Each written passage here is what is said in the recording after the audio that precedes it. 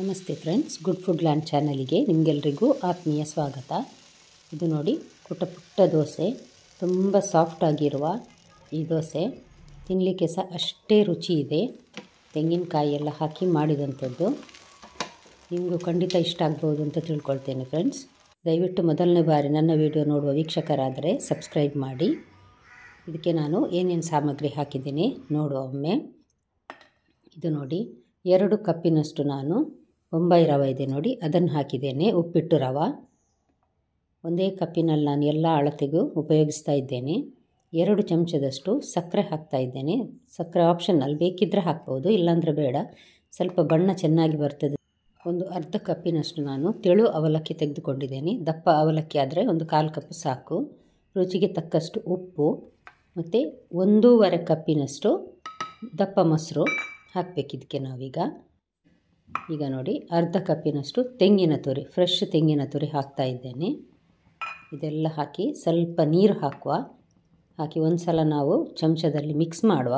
ತಳದಲ್ಲಿ ರವೆ ಇಲ್ಲಾಂದರೆ ಗಟ್ಟಿಯಾಗಿ ಮಿಕ್ಸಿ ರನ್ ಆಗಲಿಕ್ಕೆ ಸ್ವಲ್ಪ ಕಷ್ಟ ಆಗ್ತದೆ. ಮಿಕ್ಸ್ ಮಾಡಿದ ನಂತರ ಇನ್ನಷ್ಟು ಸ್ವಲ್ಪ ನೀರು ಹಾಕಿ ಗ್ರೈಂಡ್ ಮಾಡುವ. 1 ಕಪ್ಪಿನಷ್ಟು ನೀರು ಹಾಕಿದ್ದೇನೆ ನಾನು. ಇದು ನೋಡಿ, ನುಣ್ಣಗೆ ರುಬ್ಬಿ ಆಗಿದೆ. ಈಗ ಇದನ್ನೊಂದು ಪಾತ್ರೆಗೆ ನಾನೀಗ ಹಾಕ್ತಾ ಇದ್ದೇನೆ. ಇದನ್ನೊಂದು 10 ನಿಮಿಷ ನಾವು ಪಕ್ಕಕ್ಕಿಡುವ. ಅಷ್ಟೊತ್ತಿಗೆ ಒಂದು ಚಟ್ನಿ ಮಾಡುವ. 1 ಕಪ್ಪು ತೆಂಗಿನ ತುರಿ, 2 ಟೇಬಲ್ ಸ್ಪೂನು ಇದು ಹುರಿಗಡಲೆ, ಕಾಯಿಮೆಣಸು, ಉಪ್ಪು, ಇಷ್ಟೇ ಸಾಮಗ್ರಿ ಈ ಚಟ್ನಿಗೆ. ಇದಕ್ಕೆ ಒಳ್ಳೆ ರುಚಿ ಆಗ್ತದೆ ಈ ಚಟ್ನಿ.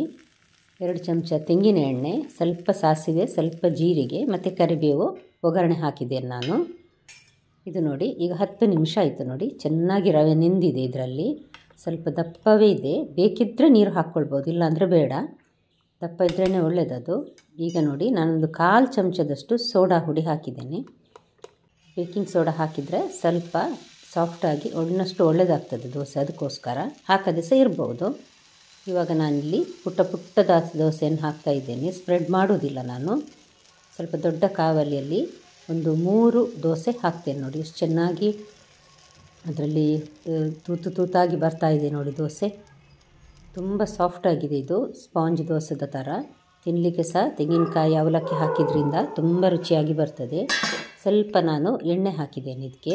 ತುಪ್ಪ, ಎಣ್ಣೆ ಏನು ಬೇಕಾದರೂ ಹಾಕ್ಬೋದು. ನಾನಿವತ್ತು ಎಣ್ಣೆ ಹಾಕಿದ್ದೇನೆ ನೋಡಿ.